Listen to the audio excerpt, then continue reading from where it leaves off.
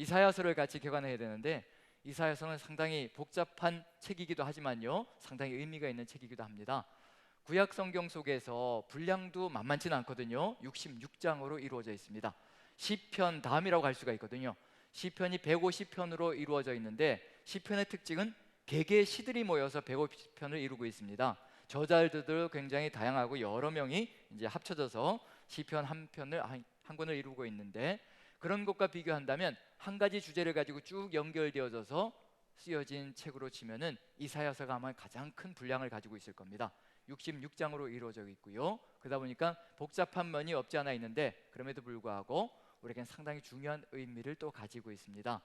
신약 성경 속에서, 우리 시대죠, 신약 시대는 우리 시대니까요, 신약 성경 속에서 구약에서 가장 많이 인용되는 책이 시편입니다. 역시 마찬가지로 시편이 가장 많이 인용되고요, 가장 많이 적용되어지고 그리고 또 성취가 되어집니다. 그 다음으로 많이 인용되어지고 성취되는 내용이 바로 이사야서입니다. 그 정도로 이사야서는 중요한 의미를 가지고 있는 거죠. 예수님의 삶에서 굉장히 많은 부분이 성취가 되어졌고요, 거기에 덧붙여서 또 우리에게 또 성취를 기다리고 있는 내용도 상당히 많습니다. 아직도 이사야서는 성취를 향해서 가고 있는 중입니다.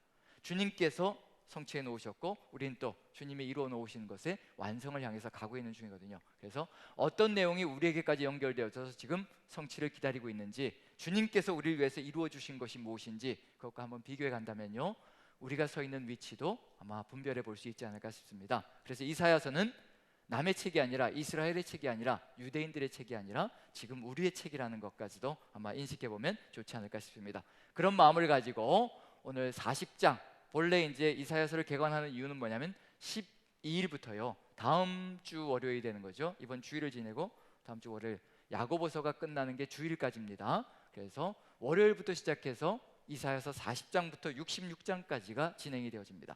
이제 오늘은 40장부터 66장까지 이렇게 구별하는 이유가 뭘까? 작년에 1장부터 39장까지 하고 그걸 끊어가지고 올해 왜 또 40장부터 하는 걸까? 이렇게 40장까지부터 다시 시작하는 이유는 뭘까? 이런 것들도 이제 개관을 하면서 좀 살펴볼 수 있지 않을까 싶습니다. 그래서 40장의 중요한 부분을 한 부분을 읽겠습니다. 자, 40장 6절부터 8절까지 오늘의 본문으로 같이 한번 읽어봅니다. 자, 같이 한번 자막을 보시면서요, 6절부터 8절까지 이사야서에서 상당히 유명한 구절이기도 한데 같이 한번 한 목소리로 낭독합니다. 시작.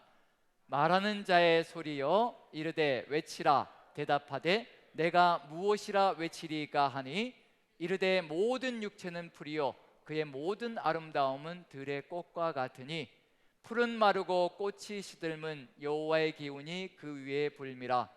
이 백성은 실로 풀이로다. 풀은 마르고 꽃은 시드나 우리 하나님의 말씀은 영원히 서리라 하라. 그래서 이 유명한 구절, 풀은 마르고 꽃은 시드나 우리 하나님의 말씀은 영원히 서리라 하라. 왜 이사야서 40장에서 이것으로 시작해서 40장을 열어가는 것일까? 아주 중요한 의미가 이 안에 들어가 있는 것이거든요. 이제 그 의미는 이제 1장부터 한번 이사야서가 어떻게 분류가 되어지는지 그걸 한번 살펴보면 알 수 있지 않을까 싶습니다. 그래서 이사야서가 세 군데로, 세 가지로 이제 분류가 되어집니다. 66장까지인데요, 이게 그냥 막연하게 읽으면 이게 이해가 안 될 때가 상당히 많습니다. 우리가 이사야서를 굉장히 많이 수많은 시간 동안 묵상을 해왔지만 그럼에도 불구하고 이게 아까 나왔던 얘기 또 나오는 것 같고, 특히 대예언서들이 그렇습니다.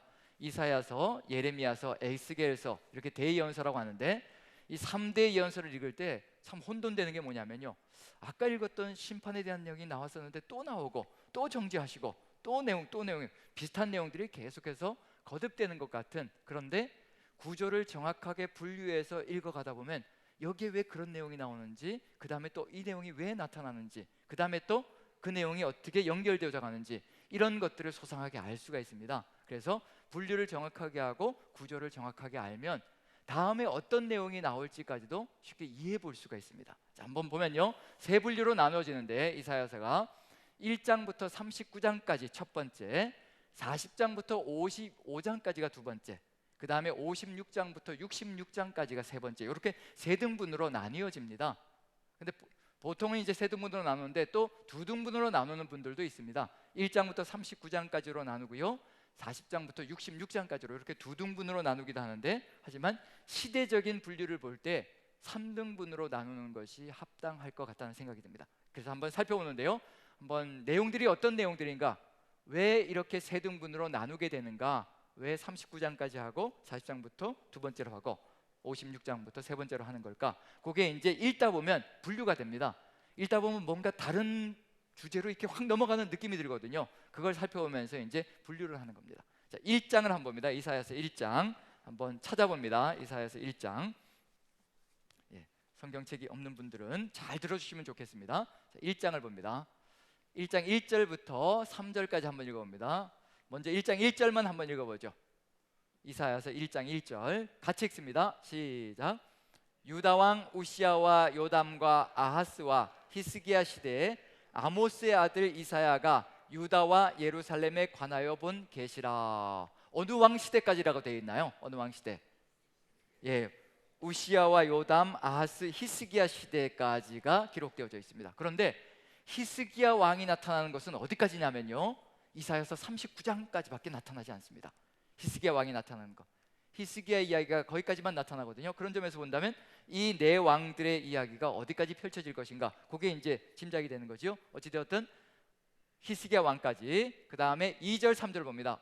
어떤 정도 상황이 펼쳐지고 있는지 한번 살펴봅니다. 상황이 어떠한지 같이 한번 읽어보죠. 시작. 하늘이여 들으라, 땅이여 귀를 기울이라. 여호와께서 말씀하시기를 내가 자식을 양육하였거늘 그들이 나를 거역하였도다. 소는 그 임자를 알고 나귀는 그 주인의 구유를 알건만은 이스라엘은 알지 못하고 나의 백성은 깨닫지 못하는도다 하셨도다. 하나님의 심기가 어떻게 느껴지시나요? 하나님의 심기가 불편하게 느껴지시나요? 아니면 행복하게 평안하게 느껴지시나요? 예, 상당히 불편한 심기를 드러내시고 계시는 중이죠. 왜 그럴까요? 지금 이스라엘 민족이, 하나님의 백성이 어떻게 살아가기 때문에 심기가 이렇게 불편하실까요? 하늘까지 끌어들이시고 그 다음에 이렇게 해서 증인들을 세우시는데, 땅도 끌어들이시고 이렇게 증인을 세우시는데 자식을 양육했다는 겁니다. 구원의 역사를 펼쳐주셨는데, 구원의 역사를 펼쳐줬다면 누구의 뜻을 따라서 살아가야 될까요? 하나님의 뜻을 따라서 살아가는 것이 하나님의 백성의 길이 되어야 하는데, 왜 하나님의 뜻을 따르게 하시는가? 그 이유가 있거든요. 하나님께서 이스라엘 민족을 구원해 놓으시고 말씀을 주십니다. 이 말씀대로 살라고 말씀을 주십니다. 왜 말씀을 주셨을까요? 우리가 오해하는 게 뭐냐면, 하나님께서 구원해 놓으시고 말씀을 주시면서 이 말씀대로 살아라 그러면 흡사 하나님께서 이 말씀대로 지켜나가면 이득을 보는 것처럼 그렇게 오해할 때가 있습니다. 말씀을 주신 이유가 뭐냐면요, 이 말씀대로 살면 가장 행복한 삶을 살 수 있기 때문에 말씀을 주시는 겁니다. 사람들이 어우러져서 행복하게 서로가 서로를 아끼며 사랑하며 살아갈 수 있는 길이 말씀 속에 들어가 있거든요. 그럼 누구를 위해서 말씀을 주신 것인가? 하나님을 위해서인가요? 우리를 위해서인가요? 우리를 위해서입니다. 그런데 우리는 착각하는 게 뭐냐면요, 우리가 하나님 말씀대로 살면 우리는 힘들고 하나님은 행복하고 하나님은 뭔가 이득을 얻는 것 같고, 그게 오해라는 거거든요. 구원해 놓으신 다음에 다른 죄악의 길로 돌아가지 않고 그 구원된 삶 속에서 가장 복된 삶을 살아가게 만들어 주시려고 말씀을 주시는 겁니다. 그 말씀대로 살 때 가장 행복한 삶이 이루어지거든요. 근데 그걸 모르고 자꾸 벗어나는 겁니다. 지금 심지어는 누구 봐도 못한 삶이 된다는 얘기하면 3절을 한번 읽어보죠. 이보다도 못하다고 얘기하십니다. 다시 한번 읽어볼까요? 같이 시작. 소는 그 임자를 알고 나귀는 그 주인의 구유를 알건만은 이스라엘은 알지 못하고 나의 백성은 깨닫지 못하는도다 하셨도다. 이제 뭐보다도 못하다는 얘기인가요? 소하고 나귀보다도 못하다고 합니다. 한마디로 얘기하면 뭐보다도 못하다고요? 짐승만도 못하다. 무엇을 벗어날 때 이렇다는 얘기인가요? 하나님의 말씀, 구원받은 하나님의 백성이 하나님의 말씀을 벗어나는 순간에 짐승보다도 못한 삶을 살아갈 수 있다는 것을 보여주고 있는 중입니다. 그러니 얼마나 안타까운 모습이 있겠습니까? 뭐가 다 무너졌느냐면요, 사람 사이에서 이게 다 무너졌습니다. 17절부터 한번 읽어봅니다. 1장 17절부터 한번 읽어보죠. 20절까지 이러한 삶이 이루어집니다. 같이 한번 읽어봅니다. 시작.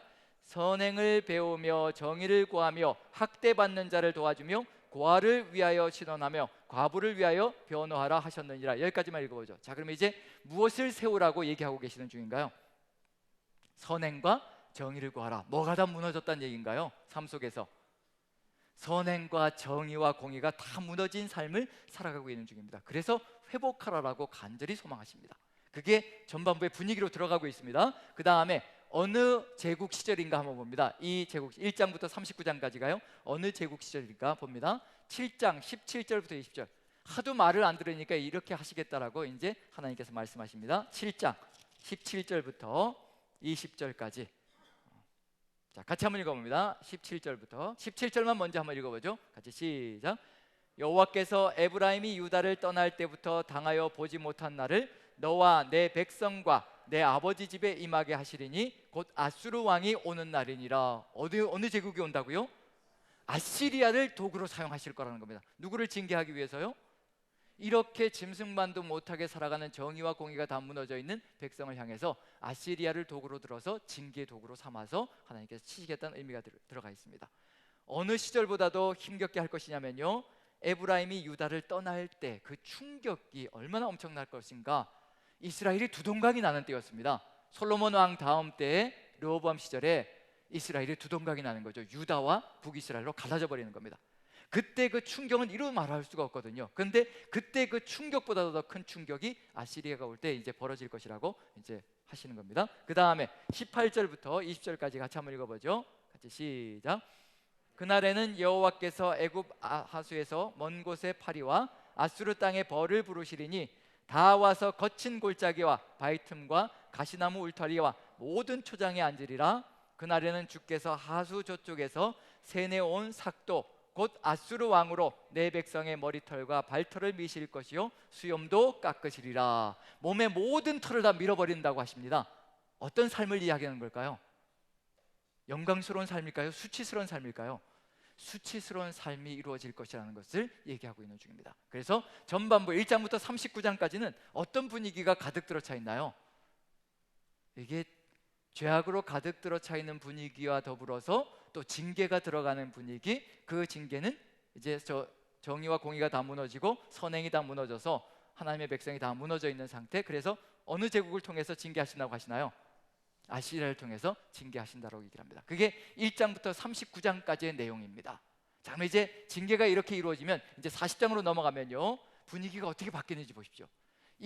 성경을 읽다 보면요, 분위기가 확 바뀌기도 합니다. 그러면 이제 40장으로 들어가면 어떤 분위기가 읽혀지는지 한번 읽어봅니다. 한번 40장 1절 2절만 읽어봅니다. 40장 1절 2절. 자, 1절 2절만 같이 한번 천천히 읽어봅니다. 40장 1, 2절 같이 읽습니다. 시작. 너희의 하나님이 이르시되 너희는 위로하라, 내 백성을 위로하라. 너희는 예루살렘의 마음에 닿도록 말하며 그것에게 외치라. 그 노역의 때가 끝났고 그 죄악이 사함을 받았느니라. 그의 모든 죄로 말미암아 여호와의 손에서 벌을 배나 받았느니라 할지니라 하시니라. 자, 분위기가 어떤가요? 갑자기 1장부터 39장까지 계속 친다 뭐 죄 때문에 정의와 공의가 다 무너졌다, 너희가 이렇게 살아서 되겠느냐, 끊임없이 질책과 징계와 그리고 또 심판이 가득 들어차 있는 내용이었는데 40장 시작할 때 어떤가요? 어떤 단어가 가득 들어차 있나요? 위로하라, 위로하라, 내 백성을 위로하라. 뭐가 다 끝났다는 얘기예요? 이 죄악에 대해서 징계가 다 끝났다는 겁니다. 몇 배나 받았다고 얘기하고 있나요? 죄에 대해서 몇 배나 받았다고 얘기하고 있나요? 배나 받았다라고 얘기를 합니다. 그럼 다 갚았다는 얘기가 되는 거죠. 그래서 위로하라가 들어가고 있습니다. 그런데 어떤 위로냐면 2절 보면요, 너희는 예루살렘의 마음에 닿도록 말하며 그것에게 외치라. 그 노역의 때가 끝났다. 노역의 때 어떤 시절인가요? 포로기가 끝나간다는 얘기입니다. 어느 포로기인가요?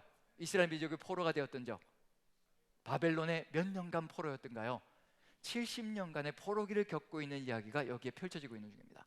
그 70년의 세간의 시간을 걸어가면서 이제 70년이 거의 끝나갈 때가 되어가는 겁니다. 이제 노역의 때가 끝나가고 그 다음에 벌을 2배나 받았다고 얘기합니다. 그래서 위로해야 된다고 얘기합니다. 그러면 이제 이 시절은 어느 제국 시절일까요? 그렇죠, 바벨론 제국 시절이겠죠. 그래서 48장 20절 같이 봅니다. 48장 20절, 48장 20절.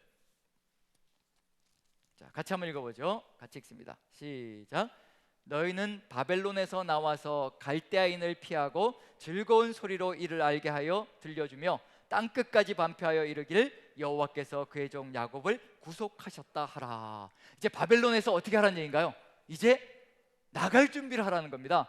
이제 죄를 다 갚았기 때문에, 벌을 다 받았기 때문에 바벨론에서 나갈 준비를 하는 얘기예요. 그래서 야곱을 구속하셔서 어디로 데려가실까요? 어느 땅으로 데려가실까요? 바벨론 포로지에서 이제 예루살렘 가나안 땅으로 데려가실 준비가 되었다는 것을 보여주시고 계시는 중입니다. 그럼 이제 40장부터 55장까지는 벌을 다 받았고요, 위로하라는 얘기가 가득 들어차 있고요, 그리고 바벨론 제국 시절입니다. 그럼 이 40장부터 55장까지는 뭐가 다 무너져 있던 시절일까요? 예루살렘에서는 뭐가 다 무너져 있었을까요? 예루살렘 성전이 다 무너져 있고요, 예루살렘 성이 다 초토화되어져 있는 시절입니다. 그런 상황을 걸어가고 있는 중입니다. 그런데 또 읽다 보면 56장으로 가면요, 분위기가 또 바뀝니다. 56장에서 1절부터 8절까지만 읽어보면요, 뭔가 달라진 상황을 느껴볼 수가 있습니다. 어떤 상황인지 한번 여러분들이 읽어보면서 한번 체크해 보십시오. 56장입니다. 56장 1절부터 8절까지 한번 천천히 읽어봅니다. 무엇이 강조되고 있는지를 보시라는 얘기입니다. 1장부터 39장과 40장부터 55장과 그 다음에 56장이 들어가는데 분위기가 어떻게 달라지고 있는지 같이 한번 천천히 1절부터 천천히 읽어 내려갑니다. 같이 읽습니다. 시작. 여호와께서 이와 같이 말씀하시기를 너희는 정의를 지키며 의를 행하라. 이는 나의 구원이 가까이 왔고 나의 공의가 나타날 것임이라 하셨도다. 안식일을 지켜 더럽히지 아니하며 그의 손을 금하여 모든 악을 행하지 아니하여야 하나니 이와 같이 하는 사람, 이와 같이 굳게 잡는 사람은 복이 있느니라. 여호와께 연합한 이방인은 말하기를 여호와께서 나를 그의 백성 중에서 반드시 갈라내시리라 하지 말며, 고자도 말하기를 나는 마른 나무라 하지 말라. 여호와께서 이와 같이 말씀하시기를 나의 안식일을 지키며 내가 기뻐하는 일을 선택하며 나의 언약을 굳게 잡는 고자들에게는 내가 내 집에서 내 성 안에서 아들이나 딸보다 나은 기념물과 이름을 그들에게 주며 영원한 이름을 주어 끊어지지 아니하게 할 것이며, 또 여호와와 연합하여 그를 섬기며 여호와의 이름을 사랑하며 그의 종이 되며 안식일을 지켜 더럽히지 아니하며 나의 언약을 굳게 지키는 이방인마다 내가 곧 그들을 나의 성산으로 인도하여 기도하는 내 집에서 그들을 기쁘게 할 것이며 그들의 번제와 희생을 나의 제단에서 기꺼이 받게 되리니 이는 내 집은 만민이 기도하는 집이라 일컬음이 될 것임이라. 이스라엘의 쫓겨난 자를 모으시는 주 여호와가 말하노니 내가 이미 모은 백성 외에 또 모아 그에게 속하게 하리라 하셨느니라. 자, 8절 보니까 어떤 느낌이 드시나요? 8절 보니까 이방인들도 이제 들어올 수가 있고요, 몰려올 수가 있고요, 그리고 또요 8절 보니까 이스라엘의 쫓겨난 자를 모으시는 주 여호와가 말하니 내가 이미 모은 백성 외에, 내가 이미 모았다고 얘기합니다. 한번 뭐가 일어난 거예요? 포로에서 돌아오는 역사가 한번 있었고요, 또다시 흩어져 있는 사람들 또 어떻게 하시겠다는 얘기인가요? 또다시 더 모으겠다라고 이야기를 하고 계시는 중입니다. 어디로 모으시겠다는 얘기인가요? 어디로? 7절 보시면 어디로 모으시겠다고요? 나의 성산으로 인도하여 어느 집으로요? 기도하는 내 집으로. 그리고 내 집은 만민이 기도하는 집이 될 것이라. 뭐가 서 있다는 얘기인가요? 지금 예루살렘 성전이 재건되었습니다. 재건되어서 회복되어진 공동체가 그것을 중심으로 살아가고 있고요, 또다시 하나님께서 세상 속에서 또다시 흩어져 있는 백성들을 또 모아서 계속해서 이 성산으로 이끌어 올 것이라고 얘기하고 있는 중입니다. 그래서 56장부터 66장까지는요 뭔가 다른 상황이 또 펼쳐지고 있는 중입니다. 그러면 이제 제국 시절 56장 1절 한번 보죠. 1절 보시면 같이 한번 읽어봅니다. 56장 1절만 같이 한번 읽어보죠. 같이 시작.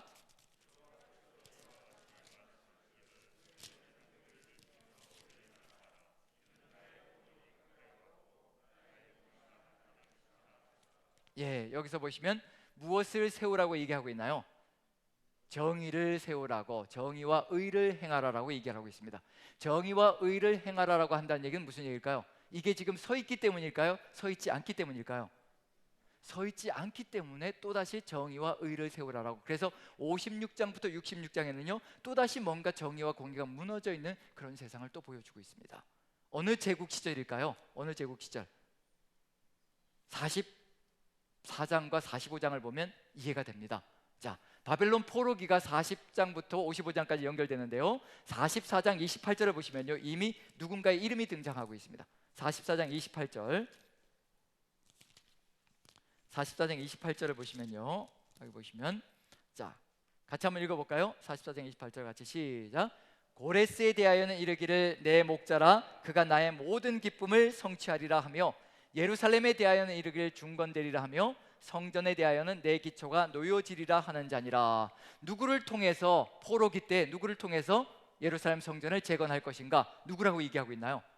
고레스를 통해서. 이 사람이 페르시아 제국의 창건자, 바로 세계사 속에서는 키루스라고 이름이 붙여지기도 하고요, 사이러스라고 부르기도 합니다.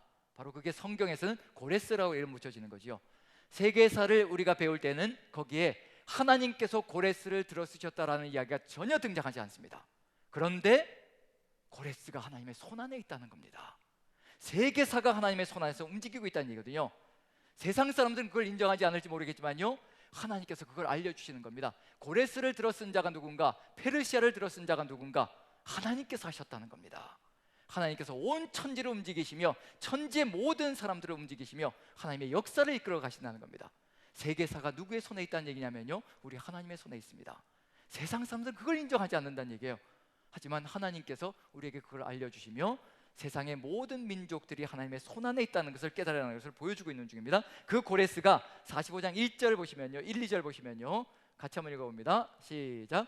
여호와께서 그의 기름 부음을 받은 고레스에게 이같이 말씀하시되, 내가 그의 오른손을 붙들고 그 앞에서 열국을 항복하게 하며 내가 왕들의 허리를 풀어 그 앞에 문들을 열고 성문들이 닫히지 못하게 하리라. 여기까지만 읽어보면요, 누가 고레스가 세상을 정복하게 만들어 주셨다는 얘기인가요? 하나님께서 그렇게 하셨다는 겁니다. 그런데 안타깝게도 누구는 모를까요? 고레스는 모르죠. 이게 안타까운 겁니다. 세상에는 두 가지 종류의 사람이 있습니다. 모든 인생들이 다 하나님의 도구로 사용되고 있거든요. 그런데 하나님께서 사용하고 있다는 것을 인식하고 있는 사람과 인식하지 못하는 사람들로 나누어지는 겁니다. 우리는 하나님의 도구가 되어서 사용되어지고 있는데, 우리는 하나님께서 사용하시는 그 도구가 되는 것에 감동과 감격을 느끼면서 살아가고 있는 겁니다. 이것처럼 행복한 게 없습니다.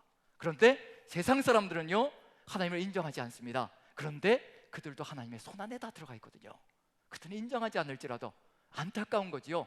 하나님의 손안에 쥐어진 존재가 얼마나 행복하고 얼마나 감동적이고 얼마나 기쁜지, 그 행복을 누리지 못하며 살아가는 세상 사람들이 있다는 것이 얼마나 안타까운지요. 세상의 모든 것이 다 하나님의 손안에 있습니다. 우리는 지금 그 하나님의 도구가 되어서 행복을 느끼며 걸어가는 것이 참으로 감사하다는 것을 깨달아야 될 필요가 있습니다. 이게 제가 불교 얘기해서 죄송한데 법구경에 이런 말이 있습니다. 숟가락과 혀의 차이가 뭐냐? 그걸 보면서 저는 또 은혜가 되더라고요. 그래서 그걸 읽으면서 이 숟가락과 혀의 차이가 뭐냐? 숟가락과 혀는 똑같은 기능을 합니다. 어떤 기능을 할까요? 숟가락도 밥을 떠넣지요. 그렇죠? 숟가락은 밥을 떠서 우리 입에다 넣죠. 국에다 넣어서 또 우리 입에다 넣지요. 밥을 뜨고 국을 떠서 우리 입에다 넣습니다. 혀도 어떻게 해주나요? 혀도 입안에서 밥을 떠넘겨서 몸으로 들어가게 만들죠. 기능이 똑같아요. 숟가락도 밥을 떠서 우리 입으로 넣고 혀도 밥이 우리 뱃속에 들어갈 수 있도록 이렇게 같은 기능을 하는 거거든요. 차이점이 뭘까요? 숟가락은 아무리 국에 담그고 밥에 담궈도 맛을 느끼질 못합니다. 혀는 어떤가요? 맛을 느끼거든요. 그게 우리라는 겁니다. 하나님의 도구가 될 때 똑같은 기능을 하는데 우리는 맛을 느끼면서 하나님의 도구가 된 그 기쁨과 감격을 느끼면서 살아가고 있거든요. 이것처럼 행복한 게 어디 있습니까? 그게 바로 세상 사람과 우리의 차이라는 겁니다. 고레스와 우리의 차이라는 얘기거든요. 고레스도 하나님의 도구라는 것은 분명합니다. 자, 이렇게 해서 어느 시절, 그래서 이렇게 해방이 되어져서 56장부터 66장까지는 어느 시절이라는 얘기인가요? 해방되어져서 누구 제국 시절인가요? 페르시아 제국 시절이 되는 거죠. 이렇게 해서 새 제국으로 넘어갑니다. 그런데 안타까운 건 뭔가요? 1장부터 39장까지 해서 선행과 정의를 행하라고 하는데 그렇게 말을 듣지 않아가지고 결국은 징계를 받아서 바벨론으로 포로가 됩니다. 그래서 그 포로기를 거치는 동안에 죄가 다 이제 벌을 2배나 받으면서 죄가 사함받고 그리고 또다시 회복되어져서 돌아왔습니다. 그런데 또 어떤 역사가 펼쳐지나요? 또다시 또 뭐가 살아나기 시작하는 거예요. 또 죄악이, 정의와 공의가 무너지는 죄악의 길로 과거로 또 돌아가는 역사가 펼쳐지는 겁니다. 이게 누구의 이야기일까요? 이게 단지 이스라엘 민족의 이야기인가요? 우리의 이야기인가요? 우리의 이야기라는 겁니다. 남의 이야기가 아니라는 겁니다. 그리고 중요한 건 뭐냐면요, 1장부터 39장까지는 우리의 죄악된 과거의 모습, 예수 그리스도의 그 십자가의 보혈의 공로를 누리지 못했던 과거의 우리의 사단 속에 속해 있었던 그 죄악의 모습을 보여준다면요, 40장부터 55장까지는 무슨 역사일까요? 누구의 보혈의 공로가 들어가 있는 시작일까요? 바로 예수 그리스도의 보혈의 공로. 그래서 40장부터 55장에는요, 그 이름도 유명한 고난받는 종의 이야기 53장이 들어가 있지요. 그 53장의 고난받는 종, 항상 우리가 해마다 고난주간이 되면 기억하는 것, 그가 채찍에 맞음으로, 그가 상함을 받음으로 우리가 나음을 입었다, 53장에 들어가 있는 겁니다. 그런데 그게 누구에게 실현되어졌나요? 우리에게 완전하게 성취되어진 겁니다. 예수 그리스도의 십자가 보혈의 공로로요. 그러면 무엇이 끝나야 되느냐면요, 죄가 끝나야 되는 겁니다. 끝장나야 되는 겁니다. 뭐가 연결되지 말아야 되냐면요, 56장부터 66장까지 다시 또 과거의 죄악으로 돌아가는 그 삶은 없어야 된다는 겁니다. 그런데 그게 또다시 벌어지고 있다는 얘기거든요. 이게 이스라엘 민족만의 문제가 아니라 우리가 지금 십자가의 그 엄청난 보혈의 공로를 체험하고서도 벌을 우리 주님께서 다 받으시고 우리를 용서해 주신 그 놀라운 회복의 역사가 있었음에도 불구하고 또다시 우리는 과거로 돌아가려고 하는 안타까운 역사를 보여주고 있는 중입니다. 남의 이야기가 아니라 우리의 이야기라는 얘기거든요. 그래서 이사야서는 지금도 우리의 삶 속에서 무엇을 기다리고 있는 중이냐면요, 성취를 기다리고 있는 것이 있다는 겁니다. 그래서 우리가 그걸 봐야 되는 거거든요. 왜냐하면 40장부터 55장까지 해서 예수 그리스도의 보혈의 공로로, 십자가의 보혈의 공로로요, 고난을 통하여서 모든 죄가 다 사함받았습니다. 그럼 56장부터 60장까지는 어떤 역사가 펼쳐져야 될까요? 하나님께서 뜻하신 어떤 나라가 만들어져야 될까요? 아름다운 하나님 나라가 그 안에 펼쳐져야 되거든요. 그런데 그게 안 이루어지는 겁니다. 그럼 우리도 배워야 될 게 있다는 얘기거든요. 이사야서를 통해서 우리가 지금 무너져 있는 것이 무엇인가를 다시 한번 돌아보고 돌이켜야 될 것이 무엇인가를 깨달아가야 될 필요가 있다는 겁니다. 자, 그럼 이제 이 세 등분으로 나눠지는데, 자, 아시리아 제국 시대, 바벨론 제국 시대, 페르시아 제국 시대입니다. 아시리아 제국 시대가 BC 700년경이고요. 여기 페르시아 제국 시대, 이제 성전이 재건되어졌을 때가 515년입니다. 그럼 700년, 515년, 거의 몇 년 상관이 있는 거예요? 몇 년 상관의 간격이 있는 건가요? 200여년의 간극이 있습니다. 그런데 이게 누구의 이름으로 주어져 있나요? 이 예언서가 1장부터 66장까지가 누구의 이름으로 주어져 있나요? 이사야라는 이름으로 주어져 있습니다. 이사야가 도대체 몇 살을 살았을까요? 이 간극이 200년, 최소한 200년이거든요. 몇 살을 살았을까요? 이사야가 그런 수명이 되었을까요? 아니죠. 이사야라는 이름이 등장하는 것은 어디까지밖에 없느냐면요, 39장까지밖에 등장하지 않습니다. 40장부터는 이사야라는 이름은 사라집니다. 전혀 등장하지 않습니다. 39장까지 히스기야 왕 이야기가 나오는 거기까지만 이사야라는 이름이 등장하고요, 40장부터는 이사야라는 이름은 등장하지 않습니다. 왜 등장하지 않는데도 이사야라는 이름으로 지어져 있을까? 40장에 의미가 들어가 있습니다. 오늘 읽었던 본문의 말씀 무슨 내용인가요? 풀은 마르고 꽃은 시드나 여호와의 말씀은 영원히 있으리라라는 얘기처럼 풀은 마르고 꽃은 시듭니다. 누구는 사라진다는 얘기인가요? 사람은 사라진다는 겁니다. 사람은 한순간에 왔다 한순간에 살아가는 존재일 수밖에 없다는 얘기거든요. 이사야가 이 모든 것을 다 살아서 다 이루어갈 수 없다는 얘기입니다. 하지만 이사야가 죽어도 상관없다는 겁니다. 왜 그럴까요? 무엇이 살아있기 때문에 가능할까요? 이사야가 전했던 그 하나님의 말씀이 살아서 움직이는 겁니다. 누구의 말씀이기 때문에요? 살아계신 전능하신 하나님의 말씀이기 때문에, 그 말씀이 영원하기 때문에 그 말씀이 살아서 역사를 이루어가며 하나님의 뜻을 이루어가는 역사가 펼쳐진다는 겁니다. 우리가 간간히 오해하는 게 있죠. 저도 살아가면서 오해하는 게 뭐였느냐면요, 지금은 이제 그런 착각을 하지 않습니다. 제가 전도사 시절에, 여기 이제 전도사님들 계신데, 전도사 시절에 그때는 뭐 호기가 넘쳤고 뭐 내가 있으면 뭔가 될 것 같은 그런 이제 신학을 시작해서 막 이제 하나님 은혜 안에서 막 사로잡혀 있던 시절이죠. 그래서 교회에서 이제 처음으로 전도사 사역을 시작했는데 3년간 사역했습니다. 정말 열심히 했거든요. 뭐 정말 뛰고 달리고, 아이들 뭐 교회 학교 전체를 맡아서 뛰고 달리고, 그러면서 아이들과 친해지고 깊은 관계를 맺고, 그러면서 이제 하나님의 뜻이 무엇인가를 깨달아가고 전달하고, 그러면서 3년쯤 지난 다음에 이제 유학을 가야 될 때가 되었습니다. 3년쯤 지난 다음에 이제 이런 생각이 들기 시작하는 거예요. 내가 떠나면 이 교회 어떡하지? 이 아이들 어떡하지? 어떻게 됐을까요? 제가 떠난 다음에 무너졌을까요? 절대로 안 무너지더라고요. 제가 빠져나간 그 자리를요 다른 사람이 또 딱 메꾸면서 아무 일도 없었다는 듯이 정말 그대로 아름답게 돌아가더라는 겁니다. 그걸 보면서 느낀 게 뭐냐면요, 제가 남산교에서 빠져나가든 여기 있든 아무 상관이 없다는 겁니다. 제가 빠져나가도 누가 또 올까요?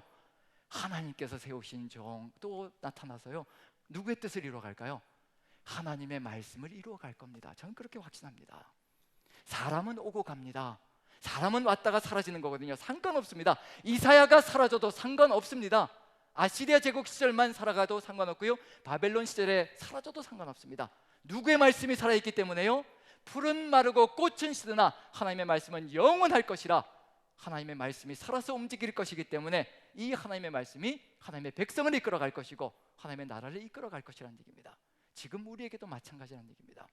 하나님의 이 말씀, 영원하신 이 말씀만 우리의 삶을 이끌어가게 만든다면요, 사람에게 의지하지 않을 것이고 사람을 바라보지 않을 것이고요, 오직 하나님만 바라보며 하나님의 뜻을 이루어가는 놀라운 역사를 이루어갈 겁니다. 그래서 어떤 사람들은 왜 이렇게 이사야서가 이렇게 세 등분으로 나눠지고 이게 말이 되냐, 이사야가 다 예언했는데 말이 되냐, 상관없습니다. 하나님께서는 다 아시거든요. 40장부터 이사야가 사라진다는 걸 아시는 겁니다. 그래서 거기에 집어넣으신 겁니다. 이 백성은 실로 풀이요 꽃이로다. 풀은 마르고 꽃은 시드나 여호와의 말씀은 영원할 것이라. 내 말이 영원한 것이지 인간이 영원한 줄 알았더냐? 절대 그렇지 않다는 겁니다. 그것을 우리가 이해한다면 이사야서 전체가 무엇을 가지고 움직일 것인가, 누구의 말씀이라는 얘기인가요? 살아계신 하나님의 영원하신 말씀이라는 겁니다. 1장부터 39장까지에 쏟아졌던 이사야를 통해서 주었던 그 말씀들이요, 이사야의 말이 아니라 하나님의 말씀이라는 겁니다. 그래서 이사야가 사라진 그 순간에 40장부터 55장까지 해서 그 말씀이 살아서 역사를 이루어가면서요, 하나님의 백성을 바벨론 포로에서 움직이고 회복시켜나가는 역사가 있다는 겁니다. 그 말씀을 따라갈 때 우리의 삶 전체도 새로운 역사를 이루어가며 회복의 역사를 이루어갈 것이라, 그걸 보여주고 있는 중입니다. 자, 그렇다면 이제 누가 움직이고 있을 것인가, 한번 그 다음 구절을 보여주시죠. 이사야가 죽은 다음에 누가 이 길을 열어갈 것인가 한번 읽어보죠.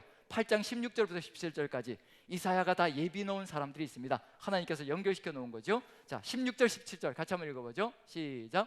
너는 증거의 말씀을 싸매며 율법을 내 제자들 가운데서 봉함하라. 이제 야곱의 집에 대하여 얼굴을 가리시는 여호와를 나는 기다리며 그를 바라보리라. 하도 말을 안 들어먹으니까 이 율법의 말씀을 전하는데, 이사야가 전하는데요, 이 백성이 들어먹질 않는 거예요. 그래서 누구에게 말씀을 맡기는 건가요? 자기와 동일한 정신을 가지고 있는 제자들에게 맡기는 겁니다, 말씀을. 그럼 이 제자들이 어디로 가서 그 말씀을 또 전할까요? 이사야는 바벨론 포로가 되기 전에 죽지만 이사야 제자들은 살아서 바벨론 포로로 가서 그 말씀을 또 전할 겁니다. 그럼 바벨론 포로지에서 이제 또 그 제자들이 죽으면 또 누가? 그 제자들이 또 연결시켜서 하나님의 말씀을 연결시켜 갈 겁니다. 그래서 이사야서 40장부터는요 이사야가 나타나지 않고 누가 나타나냐면요, 여호와의 종이라는 명칭이 등장합니다. 여호와의 종들이 살아서 움직이기 시작할 겁니다. 40장부터 55장까지는요 종이라는 단수형이 움직이고요, 56장부터 66장까지는요 종들이라는 복수형이 움직이고 있습니다. 그러면 이제 우리가 해야 될 일은 뭐란 얘기인가요? 하나님의 뜻을 이어갈 수 있는 누구를 세워야 된다는 얘기인가요? 제자들을 세워가는 겁니다. 누구의 제자일까요? 이사야의 제자가 아니라 하나님의 말씀을 따르는 제자들을 세워가는 겁니다. 자, 낮에도 여쭤봤는데요, 자, 제자 훈련을 다 거치신 분들 손 들어 주시죠. 제자 훈련을 다 거치신 분들, 나는 제자 훈련을 다 거쳤으니까 이제 난 끝이다, 손 내려 주시죠. 난 이제 아무것도 할 일이 없고 끝이다. 아니죠. 예, 뭘 해야 되는 거죠? 제자는 뭘 낳는 건가요? 제자는 제자를 낳아야 되는 겁니다. 그래야 하나님의 교회가 움직이고요, 하나님의 교회가 하나님의 말씀으로 연결되어져 가는 겁니다. 이게 바로 이사야가 한 겁니다. 하나님께서 이사야에게 소명을 주셨고요, 제자들에게 하나님의 말씀을 맡기는 겁니다. 자기의 말을 맡기는 게 아니라는 얘기거든요. 영원하신 하나님의 말씀을 맡겨서 제자들에게 맡기고, 제자들이 그것을 연결시켜서 또 하나님의 뜻을 이루어가고, 그것이 연결되어질 때 하나님의 나라는 끊임없이 이루어져가는 역사가 펼쳐질 것이라는 얘기거든요. 지금도 우리에게 그 소명이 필요한 겁니다. 제자 훈련을 다 거쳤다면 이제 제자를 양육하는 그런 길로 나가야 될 겁니다.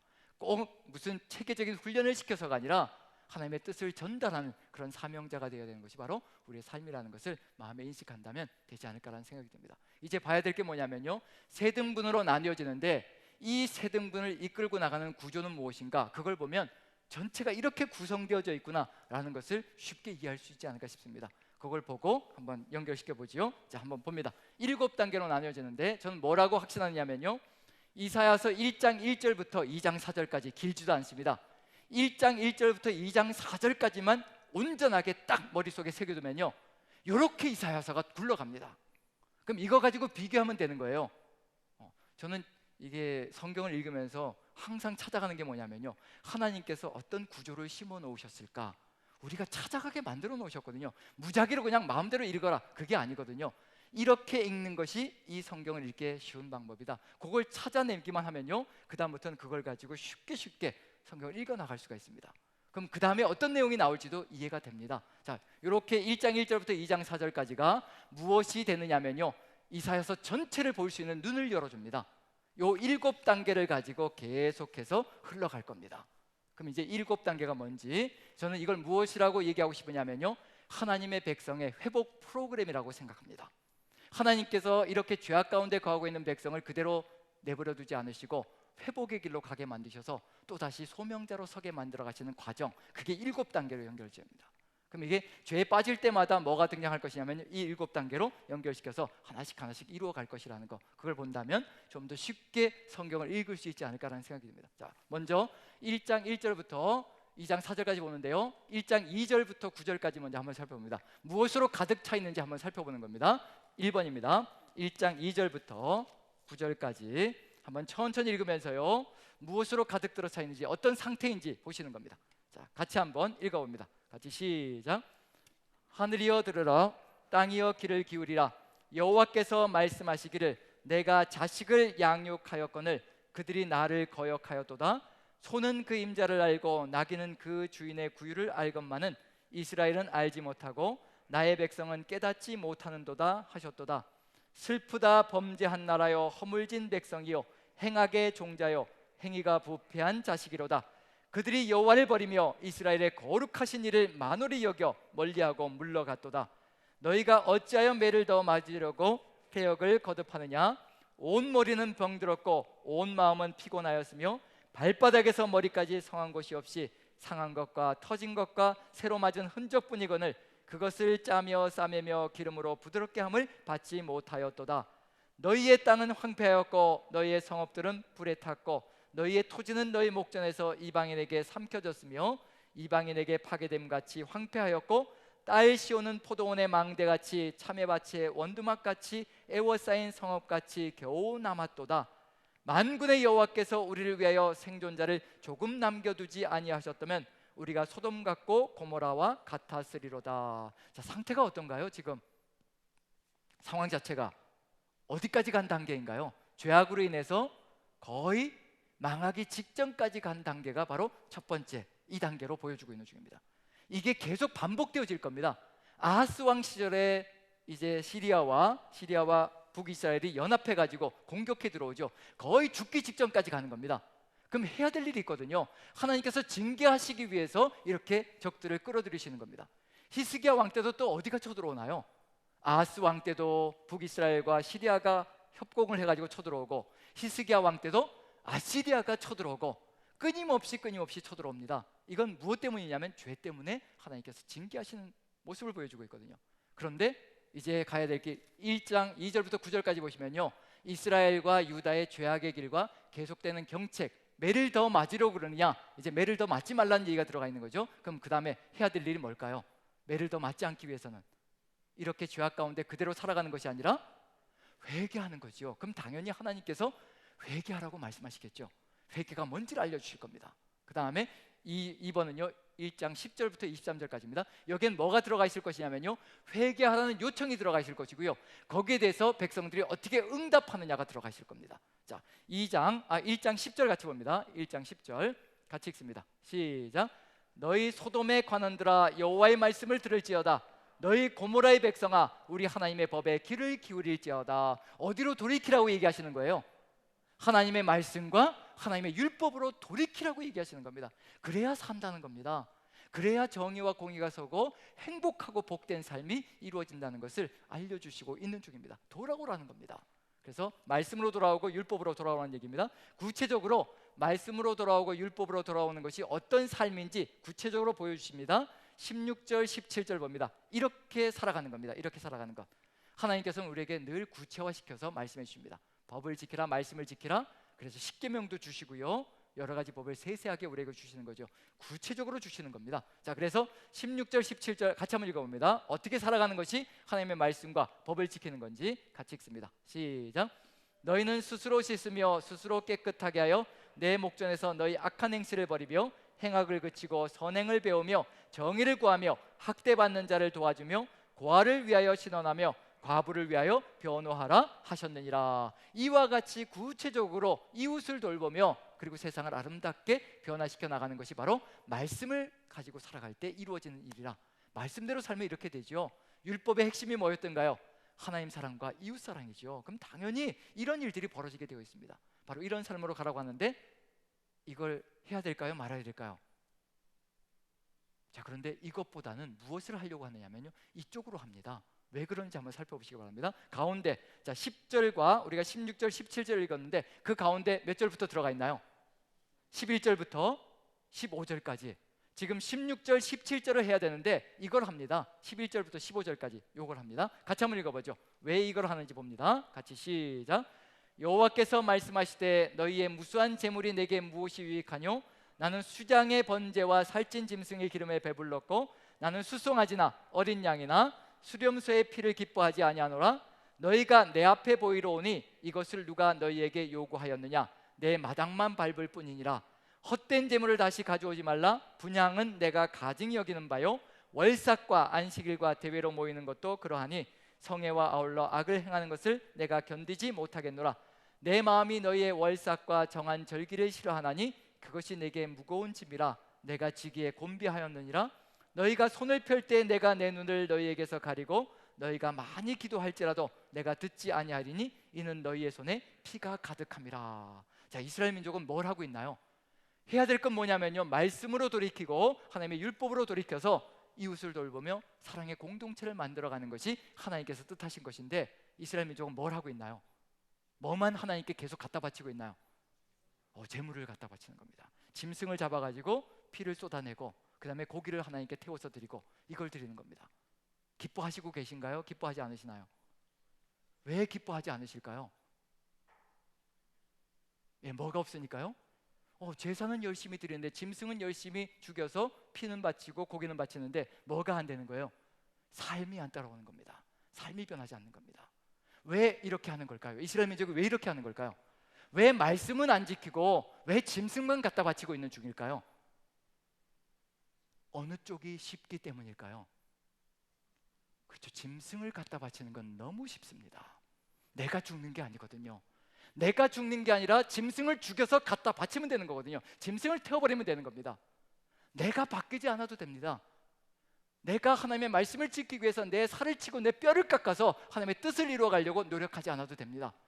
그저 짐승만 죽여서 갖다 바치면 되는 거거든요. 쉽기 때문에 이러는 겁니다. 지금 우리의 삶 속에서도 어떤가요? 우리도 누구의 말씀을 따라가야 되는 삶인가요? 예수 그리스도의 말씀과 예수 그리스도의 십자가의 길을 걸어가야 되는 것이 우리의 삶의 길이거든요. 그런데 우리는 뭘 하고 있는 중인가요? 예배당만 뻔질나게 드나듭니다. 예배당 문턱만 뻔질나게 드나듭니다. 그런데 세상 속에 들어가서 삶은 없습니다. 말씀대로 살아가는 삶은 사라지기 시작합니다. 우리 하나님께서 기뻐하실 것인가? 좋아하실 것인가? 예배당 문턱 드나드는 것은 무슨 의미가 있겠습니까? 그것이 예배가 삶이 되어서 세상 속에서 하나님의 뜻이 이루어지지 않는다면 그것이 무슨 의미가 있겠습니까? 이스라엘 민족이 한 것이 바로 그거거든요. 끊임없이 짐승 제사만 갖다 바치고 삶은 아무 변화가 없습니다. 하나님께서 기뻐하시는 것이 아니라는 얘기입니다. 그게 바로 진정한 제사가 아니며 진정한 예배가 아니라는 것을 분명히 보여주고 있는 중입니다. 우리에게도 필요한 것이 있다면요, 그 말씀, 주님께서 주신 그 말씀을 우리의 삶으로 이루어가는 것, 그리고 이 예배당에 와서 주여 우리가 주의 뜻대로 살았나이다, 너무나 힘들고 고통스러웠습니다. 하나님, 세상 속에서 말씀대로 살아가는 것이 어찌 그래도 처절하고 하나님 어찌 그래도 수치스럽고 절망스럽고, 사람들이 내가 하나님의 말씀을 지키니 나를 이용해 먹으려고 안간힘을 써대고 내가 하나님의 사람이라고 세상 사람들이 비웃기도 하고 조롱하기도 하고 그 말씀대로 사는 것이 세상 속에서 호구가 되는 것 같아서 너무 힘들고 고통스러울 때가 참 많았습니다. 하나님, 그래도 하나님 살려고 못 부립치다가 하나님 이 자리에 왔습니다. 하나님께서 오늘 이 시간 은혜를 내려주시지 않으시면 도저히 세상 속에서 살아갈 수가 없고 이겨낼 수가 없습니다. 그게 우리의 예배가 된다면요, 하나님께서 어찌 역사하지 않을 수가 있겠습니까? 우리를 어찌 살려주지 않을 수가 있겠냐는 얘기예요.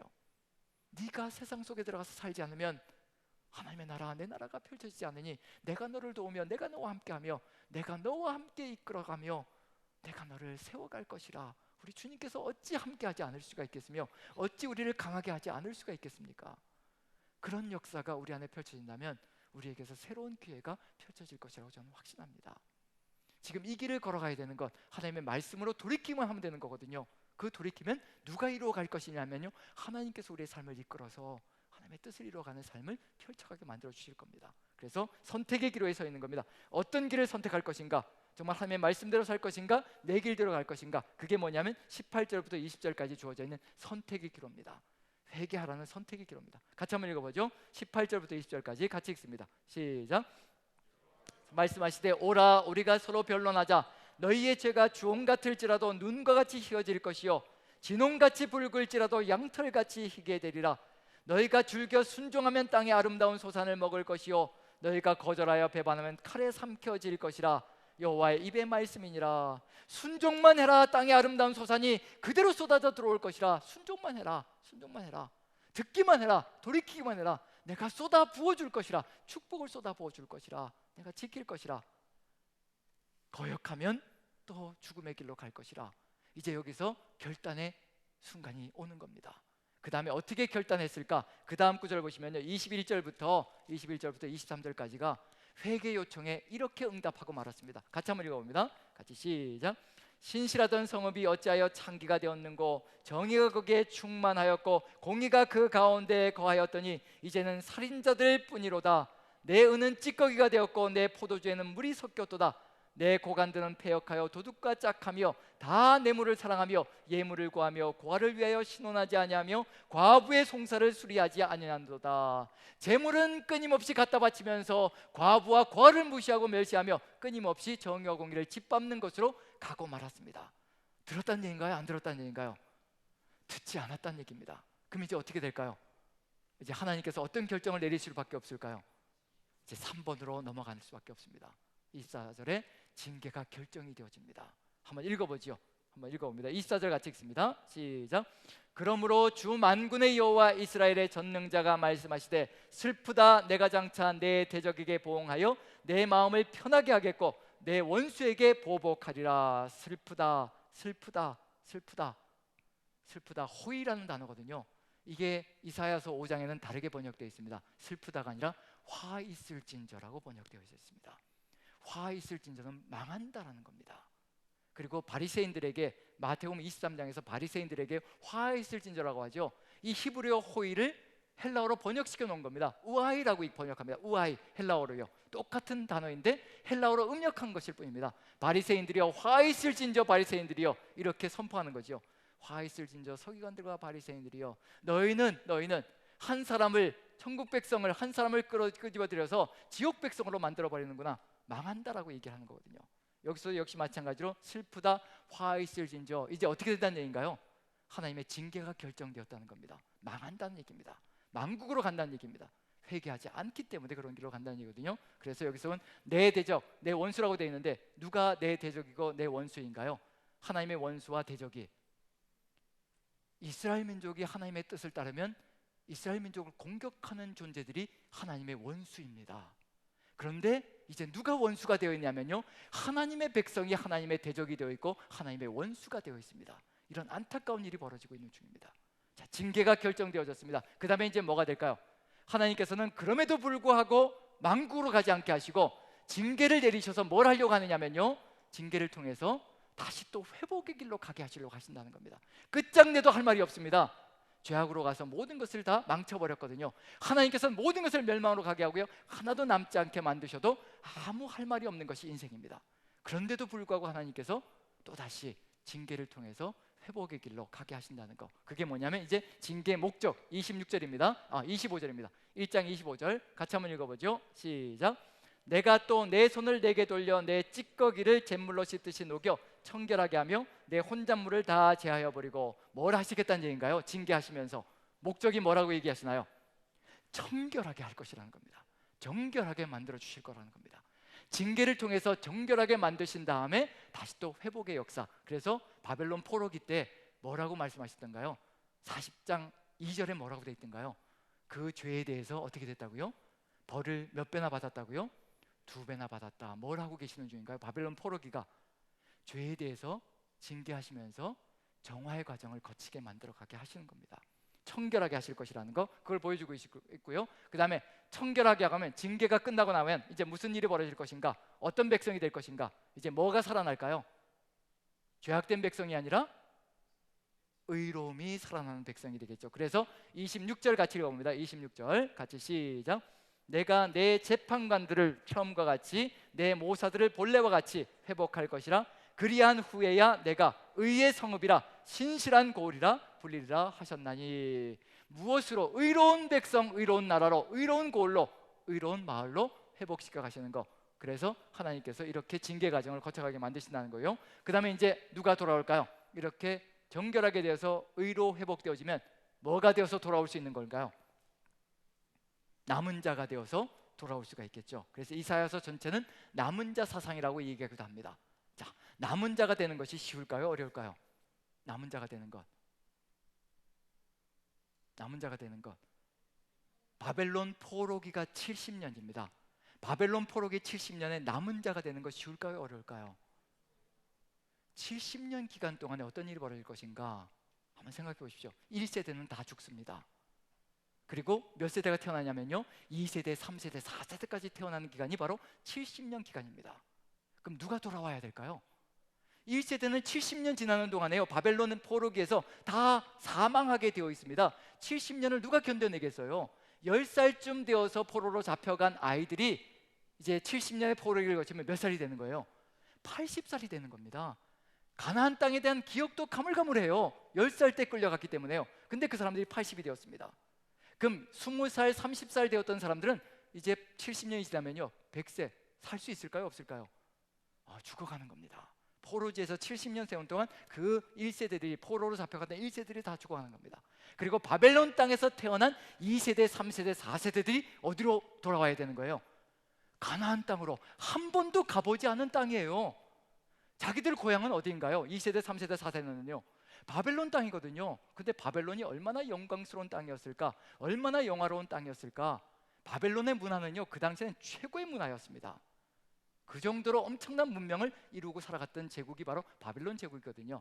한마디로 얘기하면, 비교하면요 어떤 것과 어떤 거냐면 1960년대 대한민국과 초가집을 짓고 살고 있고요, 그리고 초가집 옆에 돼지우리도 붙여놓고 외양간도 붙여놓고 그러고 살아갔던 시절이 바로 1960년대 대한민국의 삶의 모습입니다.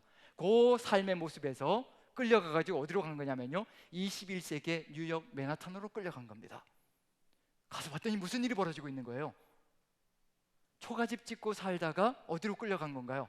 뉴욕 맨하탄으로, 제국으로 끌려간 겁니다. 봤더니 이게 개 같은 이방인들이라고 생각했는데 이방인들은 개들이라고 생각하고요 아주 미개한 것들이라고 생각했거든요. 그런데 가봤더니 무슨 일이 벌어지고 있는 거예요? 자기들이 살았던 삶보다 뭘 살고 있는 거예요? 더 의리의리한 문명을 형성하고 살아가고 있는 중입니다. 가봤더니 지구라트가 신전이 세워져 있는데요, 이 솔로몬 성전이 최고인 줄 알고 살아왔는데 지구라트가 세워져 있는 마르둑 신전이 세워져 있는데 높이가 90m까지 높이 올라갑니다. 하늘로 의리의리하게 정말 위를 쳐다봐도 고공 빌딩이 하나 세워져 있는 것처럼 그런 빌딩이 마르둑 신전으로 서 있는 겁니다. 여호와만이 최고인 줄 알고 살아갔는데 거기 갔더니 세상에 다른 세상이 펼쳐지고 있는 겁니다. 거기에서 2세대, 3세대, 4세대가 태어나는 겁니다. 그럼 그 사람들 눈에는 어디가 최고일까요? 하나님이 최고일까요? 마르둑 신이 최고일까요? 우상들이 최고일까요? 그리고 이스라엘 그 가나안 땅에 그 나라가 눈에 들어올까요? 아니면 이 바벨론이라는 대제국의 황제가 눈에 들어올까요? 지금 그런 시절을 보여주고 있는 중입니다. 남은 자가 된다는 거, 누가 남은 자가 될 것인가, 그걸 한번 생각해 보시라는 얘기입니다. 누구를 정확하게 알아야 남은 자가 될 수 있다는 얘기인가요? 하나님이 누구이신가를 분명하게 깨닫지 못하면요, 절대 남은 자가 될 수 없습니다. 우리도 지금 세상 속에서요, 세상 속에 들어가 가지고요, 하나님이 누구이신지 분명하게 깨닫지 못하면요, 세상 사람들이 하는 말에 늘 현혹되어지고 타협하게 되고 무너질 수밖에 없습니다. 똑같은 일이 벌어지고 있는 중입니다. 우리도 세상 속에서 지금 남은 자가 되어야 되거든요. 그런 일이 벌어지고 있는 중입니다. 남은 자가 되는 것이 얼마나 어려운 것인지, 그래서 지금 이 내용들 27절부터 31절까지 읽어보면요, 남은 자가 되는 것이 얼마나 어려운 것이, 남은 자가 되는 것은 한 절이고요, 그리고 남은 자가 되지 않고 세상 속에 해체되어져 버리는 사람들이 얼마나 많을 것인지 한번 생각해 보시라는 얘기입니다. 어느 구절이 더 긴지 보시라는 얘기예요. 자, 27절 같이 한번 읽어봅니다. 27절 같이 시작. 시온은 정의로 구속함을 받고 그 돌아온 자들은 공의로 구속함을 받으리라. 자, 돌아온 자들, 남은 자들 몇 절로 이루어져 있나요? 한 절입니다. 그 다음에 돌아오지 않는 사람들 어느 정도로 분량이 주어져 있는지 28절부터 31절까지 이렇게 주어져 있습니다. 이 여기에 헌옥되어지면 절대로 돌아올 수가 없습니다. 같이 한번 읽어보죠. 같이 시작. 그러나 패역한 자와 죄인은 함께 패망하고 여호와를 버린 자도 멸망할 것이라. 너희가 기뻐하던 상수리 나무로 말미암아 너희가 부끄러움을 당할 것이요 너희가 택한 동산으로 말미암아 수치를 당할 것이며 너희는 잎사귀 마른 상수리 나무 같을 것이요 물 없는 동산 같으리니 강한 자는 사모라기 같고 그의 행위는 불티 같아서 함께 탈 것이나 끌 사람이 없으리라. 망하는 사람들의 이야기가 어느 정도로 분량이 주어져 있나요? 돌아오는 남은 자는 한 절이고요, 그 다음에 돌아오지 않는 사람들 몇 절인가요? 네 절이 주어져 있습니다. 그럼 몇 배나 더 많다는 얘기인가요? 남은 자보다 돌아오지 않는 자들이 4배 이상은 많다는 것을 보여주고 있는 중입니다. 왜 돌아오지 않을까요? 왜 돌아오지 않는지 바로 28절에 답이 들어가 있습니다. 이런 사람은 절대 돌아올 수 없습니다. 남은 자가 될 수 없다는 얘기입니다. 세상 속에 해체되어져 버리는 겁니다. 제가 다시 한번 읽어보겠습니다. 그러나 패역한 자와 죄인은 함께 패망하고 여호와를 버린 자도 멸망할 것이라. 누구를 버리는 건가요? 여호와를 버리는 겁니다. 세상이 좋거든요. 바벨론의 그 문명의 의리의리함이 너무도 좋거든요. 그 세상 속에서 타협하고 살아가는 것이 세상 속에서 정말 한자리 하는 것이 더 나아 보이고 더 좋아 보이거든요. 우리도 세상 속에 들어가서요, 하나님을 버릴 때가 많습니다. 세상이 좋아 보이거든요. 세상이 더 커 보이고 더 능력이 있어 보이고 더 전능해 보이고, 그러다 보니까 세상 속에서 무너져 갈 때가 있습니다. 남은 자가 된다는 것은 절대 쉽지 않습니다. 21세기에도 정말 그리스도인으로서 이 세상의 모든 것을 극복하고 이기고 남은 자가 되어서 우리 구주 예수 그리스도의 십자가의 공로자, 십자가의 보혈을 고백하는 그런 남은 자가 된다는 것이 결코 쉽지만 않다는 것을 그대로 보여주고 있는 중입니다. 남은 자가 돌아오는데 결코 다수는 아닐 것이라는 것을 보여주고 있는 중입니다. 그 다음에 이제 2장 1절부터 4절까지 남은 자를 통하여서 하나님께서 이루고 싶으신 것, 이것입니다. 남은 자와 함께 하나님만 바라보는 사람들과 함께 이걸 이루고 싶은 겁니다. 간절히 이루고 싶은 거였는데 끊임없이 이걸 이루지 못하고 실패하고 마는 거죠. 무엇을 먼저 보고 읽어야 되냐면요, 10절을 먼저 읽고 1장 10절을 먼저 읽고 이제 2장 1절부터 4절까지 보겠습니다. 1장 10절을 먼저 한번 읽어보죠. 1장 10절, 회개하라고 할 때 도대체 무엇을 회개라고 하셨는지 그걸 기억하면 됩니다. 1장 10절 같이 읽습니다. 시작. 너희 소돔의 관원들아 여호와의 말씀을 들을지어다. 너희 고모라의 백성아 우리 하나님의 법에 귀를 기울일지어다. 어디로 돌이키라고 얘기하시나요? 하나님의 말씀과 하나님의 율법으로 돌이키라고 분명히 얘기하고 있습니다. 그런데 이것이 어떤 의미를 가진 것인지, 바로 남은 자들이 이루어야 될 것이 무엇인지 한번 비교를 해봅니다. 2장 1절부터 4절까지 보는데요, 2장 1절만 먼저 읽습니다. 2장 1절 같이 읽습니다. 시작. 아모스의 아들 이사야가 받은 바 유다와 예루살렘에 관한 말씀이라. 다시 한 번 더 선포 형식이 주어지는 겁니다. 남은 자들에게 다시 한 번 더 소명을 주는 선포가 주어지고 있다는 겁니다. 그 정도로 소중하고 의미 있는 것이 바로 남은 자들이 걸어가야 될 삶의 길이라는 겁니다.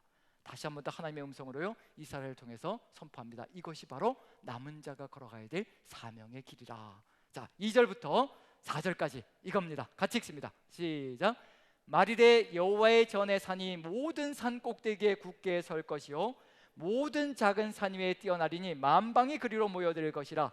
많은 백성이 가며 이르기를 오라 우리가 여호와의 산에 오르며 야곱의 하나님의 전에 이르자. 그가 그의 길을 우리에게 가르치실 것이라. 우리가 그 길로 행하리라 하리니 이는 율법이 시온에서부터 나올 것이요 여호와의 말씀이 예루살렘에서부터 나올 것임이니라. 그가 열방 사이에 판단하시며 많은 백성을 판결하시니 무리가 그들의 칼을 쳐서 보습을 만들고 그들의 창을 쳐서 낫을 만들 것이며 이 나라와 저 나라가 다시는 칼을 들고 서로 치지 아니하며 다시는 전쟁을 연습하지 아니하리라. 하나님의 백성이 남은 자들이요, 하나님의 말씀 예루살렘에서 다시 한 번 더, 예루살렘에서요 다시 한 번 더 하나님의 말씀과 여호와의 율법을, 그것을 그대로 삶으로 살아간다면요, 세상이 그것을 보고 어디로 달려온다고 되어 있냐면요, 예루살렘을 향해서, 하나님의 백성을 향해서 이 말씀을 듣고 이 말씀을 살기 위해서 예루살렘으로 달려오는 역사가 펼쳐진다는 것을 보여주고 있는 중입니다. 지금 하나님의 백성이 걸어가야 될 길이 무엇인가? 하나님의 말씀만 우리가 지키며 살아가는 삶을 그대로 이뤄간다면요, 우리가 중심이 되어주는 겁니다. 세상 속에 들어가서 중심이 되어주는 겁니다. 하나님의 말씀대로, 하나님의 율법대로 우리가 그 자리에 서서 그것만 지키며 살아가면 되는 겁니다. 그럼 누가 보고 따라온다는 얘기냐면요, 어떻게 저렇게 아름다운 법이 있나? 어떻게 저렇게 살아갈 수가 있는가? 이렇게 경쟁이 치열하고 이렇게 죄악으로 가득 들어차 있는 세상 속에서 어떻게 저렇게 살아갈 수 있는 사람들이 있을까? 도대체 무엇을 가지고 살아가길래 저렇게 살아가는 걸까? 우리가 그걸 보여주는 삶을 살아간다면요, 세상 사람들이 우리를 보면서 하나님을 따라 살아나올 수 있는, 달려나올 수 있는 그런 길을 열어갈 수 있다는 것을 보여주고 있는 중입니다. 그게 바로 우리가 걸어가야 될 사명의 길이고, 그와 같은 일이 벌어질 때 이제 무기들을 녹여서 무엇을 만드는 세상이냐면요, 농기구를 만드는 세상, 즉 사람을 죽이는 무기들을 녹여가지고 사람을 살리는 농기구를 만들어내는 그런 세상을 만들어 갈 것이라는 겁니다. 그게 언제 이루어질 것이냐면요, 물이 바다를 덮음 같이, 이사야서 11장이거든요. 물이 바다를 덮음 같이 여호와를 아는 지식이 온 세상에 가득 찰 때 나의 성산에서 해함도 없고 상함도 없는 역사가 펼쳐질 것이라. 어린 양이 이리와 함께, 표범이 살찐 짐승과 함께, 어린아이가 독사굴에 손을 넣어도 물지 않는 그 아름다운 평화의 나라, 그 나라가 언제 이루어진다는 거냐면요, 여호와를 아는 지식이 온 세상에 가득 찰 때, 물이 바다를 덮는 것처럼요. 그게 누구를 통해서 이루어지기를 간절히 소망하시는가? 우리를 통해서 물이 바다를 덮는 것 같이 여호와를 아는 지식이 온 세상에 가득 차게 하시기를 간절히 소망하시는 겁니다. 여호와를 아는 지식은 무엇으로밖에 가능하지 않느냐면요, 하나님의 말씀과 하나님의 율법으로밖에 가능하지 않다는 거, 그걸 보여주고 있는 중입니다. 자, 이게 이제 걸어가야 될 회복의 순서인데, 한번 보시면요, 2번에서 아니 요거 아니고요, 지금 2번에서 회개 요청이 들어갔을 때, 그때 하나님의 말씀과 하나님의 율법으로 돌아왔다면 무엇이 사라질 것인가 한번 생각해 보십시오. 그 자리에서 회개했다면, 그 자리에서 회개하고 돌이켜서 하나님의 말씀으로 돌아가고 하나님의 율법으로 돌아갔다면 3번부터 6번까지가 사라지는 겁니다. 징계를 받지 않아도 되고요, 그 기나긴 터널을 통과하지 않아도 되고요, 그리고 어디로 가느냐면요, 7번으로 직접 다이렉트로 넘어가서 거기에서 하나님의 율법과 말씀을 지켜나가므로 세상 사람들이 그 말씀을 보고 달려오게 만들어가는 역사가 펼치는 겁니다. 이게 회개의 돌이킴의 위력이라는 겁니다.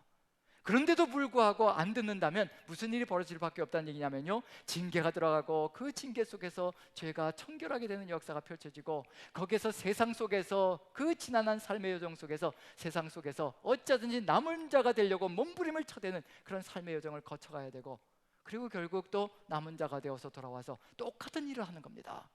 하나님께서 계획하신 똑같은 일을 또 한다는 거, 우리가 언제 어느 때 가장 빠르게 회개하고 돌이키는 것이 가장 아름답고 가장 지혜로운 길이라는 것을 깨닫는다면 아버지의 마음이 어떤지 이해가 되리라고 생각되어집니다. 자, 이게 이제 7단계인데요, 이 7단계가 이제 보시면 이사야서 전체를 움직여 갑니다. 한번 봅니다. 구절을 보죠. 보여주시면요, 이제 1장부터 39장까지도 한번 보시면요, 1번부터 7번까지가 2장 5절부터 6장까지 누구 시절이냐면요, 우시야와 요담 시절입니다. 그런데 이 7단계가 회개가 이루어지지 않아서 7단계가 그대로 진행이 되어집니다. 그 다음에 7장부터 12장까지 이제 아하스에게 기회가 주어지는 겁니다. 돌이켜야 되는 게 아하스 시절에 주어지는 거거든요. 아하스에게도 끊임없이 하나님께서 약속을 주시죠. 심지어는 임마누엘 약속까지 주시는 겁니다. 하나님이 우리와 함께 하신다, 잠잠하고 하나님만 바라보라고 이사야를 통해서 그렇게 얘기해 주는데도 불구하고 듣지 않습니다. 돌이키지 않습니다. 그래서 또 이 7바퀴가 돌아서요, 똑같이 돌아갑니다. 그리고 또 13장부터 27장까지 열방 심판이 들어가 있는데요, 열방 심판 속에서도 이게 돌아갑니다. 그 다음에 마지막 39장까지 히스기야 얘기가 등장하는 거죠. 누구에게 희망을 걸고 있냐면요, 히스기야만큼은 이제 이걸 이뤄낼 것이라 기대하면서 가고 있는 중입니다. 자, 이뤄낼까요? 이뤄내지 못할까요? 히스기야 시절도 죄악으로 가득 들어서서요. 그래서 하나님께서 징계하시기 위해서 또 뭘 보내는 건가요? 아시리아 군대를 보냅니다. 그런데 마지막 절체절명의 순간에 이제 뭐밖에 남은 게 없느냐면요, 이제 예루살렘밖에 남지 않았습니다. 다 떨어져 나가고요, 이제 예루살렘밖에 남지 않았습니다. 이제 예루살렘이 남은 자가 될 것이냐 말 것이냐, 그 절체절명의 순간에 돌아간 것이 바로 히스기야 왕 시절입니다. 그런데 어땠나요? 히스기야가 드디어 누구에게로 향하나요? 예루살렘밖에 남지 않았을 때 아시리아 군대가 18만 5천 명이 예루살렘을 삥 둘러치고 있는 겁니다. 그 절체절명의 순간에 히스기야가 돌이켜서 누구에게로 나가는 건가요? 성전으로 나아가서 하나님 앞에 무릎을 꿇습니다. 그리고 회개하고 하나님을 받듭니다. 그랬더니 어떤 일이 벌어지나요? 한순간에 아시리아 군대가 하루아침에 18만 5천 명이 전멸합니다. 그리고 구원되어지죠. 그러면 이제 마지막으로 해야 될 게 뭔가요? 이제 남은 자가 되었으니까 남은 자가 희망인 거죠. 뭘 해야 될까요? 몇 번을 이뤄내야 되는 건가요? 7번이죠. 7번. 뭘 해야 되는 건가요? 하나님의 말씀을 그대로 증거함으로 열방이 몰려 들어올 때 무슨 말씀을 증거해야 되는 건가요? 하나님의 말씀을 증거해야 되는 거죠. 그럼 39장에 이게 이루어지고 있는가? 뭐가 이루어지고 있나요? 39장에 바벨론 사절단이 진짜 예루살렘으로 몰려옵니다. 바벨론 사절단이 몰려오는 거예요. 예루살렘으로요. 그럼 이제 히스기야는 뭘 해야 될까요? 이 예루살렘에서 무엇을 선포해야 될까요? 누가 하셨다라고 얘기해야 될까요? 이 아시리아 군대가 무너진 것, 18만 5천 명이 무너진 걸 보고요, 바벨론에서 사절단이 오는 겁니다. 도대체 이 역사가 어떻게 벌어진 것인가? 그걸 알기 위해서 사절단이 몰려오는 겁니다. 그럼 히스기야는 뭘 해야 될까요? 누가 하셨다라고 얘기해야 될까요? 하나님께서, 내가 하나님께 죄를 지었더니 하나님께서 아시리아 군대를 보내셨는데, 내가 하나님께 회개했더니 하나님께서 하루아침에 아시리아 군대를 전멸시켜 주셨습니다.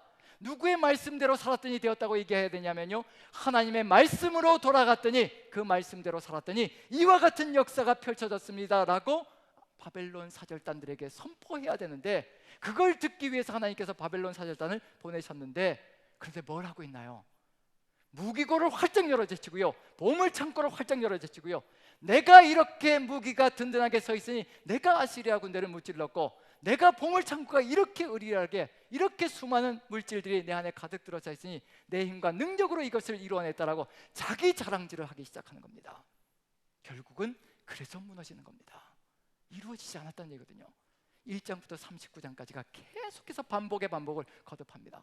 그런데 결국 온전하게 이루어낸 사람이 없습니다. 그게 안타까운 역사라는 겁니다. 그리고 결국은 바벨론을 끌어들였으니 결국 이제 어디에 정복될 것이라고 선포가 이루어진 건가요? 이제 바벨론에 결국 멸망하게 될 것이고, 네 히스기야, 네가 가지고 있던 모든 보물들이 다 바벨론으로 옮겨질 것이라. 그럼 바벨론 포로는 누가 시작한 것이란 얘기인가요? 히스기야가 시작했다는 얘기입니다. 히스기야가 문을 열었다는 얘기입니다. 바벨론 포로기의 시작을 열었다는 얘기거든요. 안타까운 역사가 펼쳐지는 겁니다. 하나님께서 말씀하신 이 회복 프로그램대로만 돌아갔다면 새로운 역사가 펼쳐질 터인데, 이걸 이루어내지 못하고 결국은 끝내 망하는 길로 가고 말았다는 거. 그래서 40장을 보시면 이제 어떤 일이 벌어질까요? 40장을 보시면 이제 어디까지 갔을까요? 자, 다시 한번 돌려주시면요, 40장을 보시면 이제 어디까지 간 건가요? 그걸 보는 겁니다. 그러면 이제 40장부터 무슨 역사가 펼쳐진지를 이해할 수가 있습니다. 자, 어디까지 간 건가요? 몇 번까지 간 건가요? 포로기니까 징계 결정이 이미 일어났고요, 히스기야 39장에서 징계 결정이 일어났고요, 바벨론에 이제 정복될 것이라는 징계 결정이 일어났고요, 그 다음에 징계 목적은 뭔가요? 징계 목적은 청결하게 하는 거죠. 청결하게 하는 거. 그래서 이사야서 40장에 이제 바벨론 포로기 동안에 죄에 대해서 벌을 몇 배나 받았다고요? 2배나 받았다. 그럼 어디로 지나간 거예요? 25절 징계 목적, 징계 결과까지 지나간 거죠. 청결하게 변화되어졌으니까. 그럼 거기까지 지나간 거면 이제 뭐가 남은 건가요? 이제 6번이 남은 겁니다. 6번. 뭐가 돼야 되는 건가요? 이제 바벨론 포로기 동안에 남은 자가 되어야 하는 겁니다. 그럼 남은 자가 되기 위해서 반드시 필요한 게 있습니다. 뭘까요? 남은 자가 되기 위해서 반드시 필요한 거 뭘까요? 누구를 바라봐야 될까요? 하나님을 바라보지 못하면 절대 남은 자가 될 수가 없습니다. 그럼 이사야 40장부터는요 끊임없이 선포하는 게 있습니다. 뭘까요? 바로 하나님만 바라보라는 선포가 끊임없이 이루어질 겁니다. 그게 바로 이사야 40장부터 55장까지의 내용이 될 것이고요. 그럼 거기에서 남은 자가 되고 나면 그 다음에 무슨 일이 벌어질까요? 뭐가 일어나야 될까요? 몇 번이 이루어져야 되는 건가요? 7번이 이루어야 되죠. 그럼 7번은 어디에서요? 가나안 땅에 돌아와서 남은 자들이 뭘 이뤄내야 될까요? 가나안 땅에 돌아와서 이제 뭐가 돼야 될까요? 이제 예루살렘을 중건하고 거기서 뭐를요?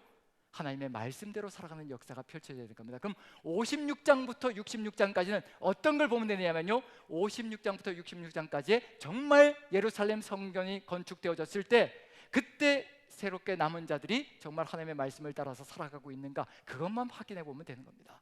그럼 결국은 여기서 40장부터 55장까지 거기만 잠깐 보고 넘어가도록 하겠습니다. 자, 40장을 보고 이것만 한번 읽어보고 넘어가겠습니다. 자, 40장을 보시면요, 몇 절을 보시느냐면 9절을 보시면 왜 이 말이 여기에 들어가 있을까? 남은 자를 세우기 위한 하나님의 간절한 소망이 들어가 있다는 것을 느껴볼 수가 있습니다. 자, 40장 9절 같이 한번 읽어보죠. 시작. 아름다운 소식을 시온에 전하는 자여 너는 높은 산에 오르라. 아름다운 소식을 예루살렘에 전하는 자여 너는 힘써 소리를 높이라. 두려워하지 말고 소리를 높여 유다의 성읍들에게 이르기를 너희의 하나님을 보라 하라. 누구를 보라고요? 하나님을 바라봐야 남은 자가 된다는 겁니다. 다른 것을 바라보면 절대 남을 수가 없다는 얘기입니다. 그리고 그 하나님이 누구이신가? 자, 15절 보시면요, 이런 하나님이십니다. 이런 하나님 같이 한번 읽어보죠. 시작. 보라, 그에게는 열방이 통에 한 방울 물과 같고 저울의 작은 티끌 같으며 섬들은 떠오르는 먼지 같으리니. 열방은 우리 하나님께 물의 물방울 하나밖에 안 된다는 겁니다. 바벨론 제국이 아무리 의리라고 대단하게 보여도 하나님께는 물방울 하나 정도밖에 안 된다는 것을 인식하라는 얘기입니다. 우리 하나님의 능력이 얼마나 크신지를 기억하고 나아간다면 다른 세상을 볼 수 있다는 것을 보여주는 겁니다.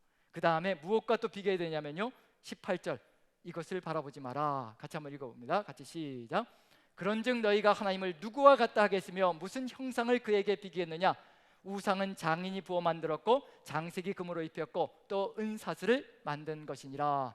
바벨론의 우상이 의리의리해 보이도 다 죽은 것들이고 인간이 만든 것들이고 하나님만이 역사를 주관하시는 주관자가 되시는 것이라. 그래서 뭐라고 되어 있냐면요, 18절 보면 그런즉 너희가 하나님을 누구와 같다 하겠느냐?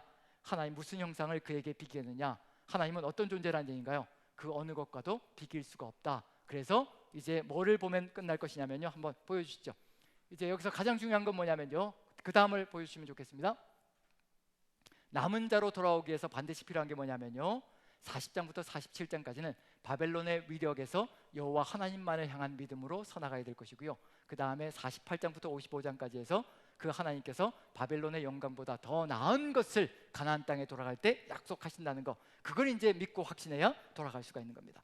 이제 바벨론의 위력보다 더 하나님께서 위대하시다, 그걸 몇 장까지? 47장까지 보여주는데요, 한번 그 구절만 보고 우리 오늘 마감을 짓기로 하죠. 보시면요, 10번까지 들어가 있는데 46장까지요 계속해서 이 말씀하십니다.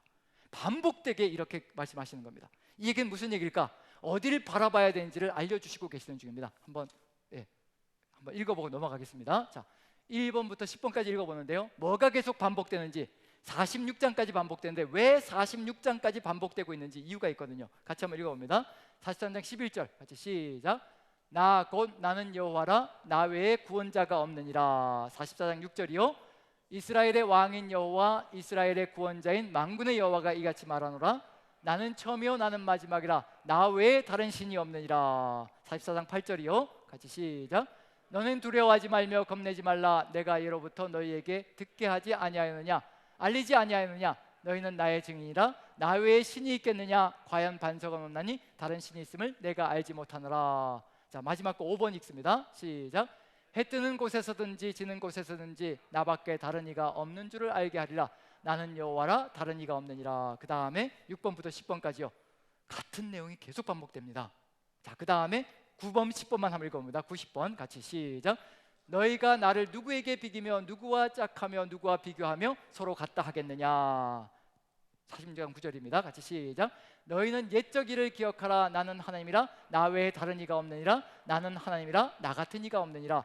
왜 46장까지 계속해서, 저는 10개만 뽑아낸 겁니다. 10개보다 더 많습니다. 거의 20개 가까이 되는 내용들이 계속해서 반복되어집니다. 나 외에 없다, 나밖에 없다, 나 같은 신이 없다라고 계속해서 강조합니다. 이유가 뭘까요? 47장에 답이 들어가 있는데요, 47장에 이 세상에 나밖에 없다라고 외치는 존재가 있습니다. 그것과 비교하기 때문입니다. 자, 한번 47장을 한번 봅니다. 여기 이사야서 40장 한번 보시면요, 같이 한번 읽어봅니다. 40장 1절을 먼저 한번 읽어봅니다. 여기 나오지 않습니다. 40장 1절 같이 한번 읽어봅니다. 시작. 처녀딸 바벨론이여 내려와서 티끌에 앉으라. 갈대하여 보호자가 없었으니 땅에 앉으라. 내가 다시는 곱고 아리답다 일컬음을 받지 못할 것임이라. 이 바벨론 황제도 바벨론도 뭐라고 외치고 있는 중이냐면요, 7절 8절 읽어봅니다. 7절 8절 같이 읽습니다. 시작. 말하기를 내가 영영이 여주인이 되리라 하고 이 일을 내 마음에 두지도 아니하며 그들의 종말도 생각하지 아니하였도다. 그러므로 사치하고 평안히 지내며 마음에 이르기를 나뿐이라 나 외에 다른 이가 없도다. 나는 과부로 지내지도 아니하며 자녀를 잃어버리는 일도 모르리라 하는 자여 너는 이제 들을지어다. 누가 이렇게 외치고 있나요? 세상에서요. 누가 이렇게? 바벨론 제국이 세상 속에서요, 나밖에 없다라고, 나만이 모든 것이라고, 내가 최고라고, 바벨론 황제가 모든 것이라고 끊임없이 외쳐대고 있습니다. 지금도 세상은 이렇게 외쳐대고 있습니다.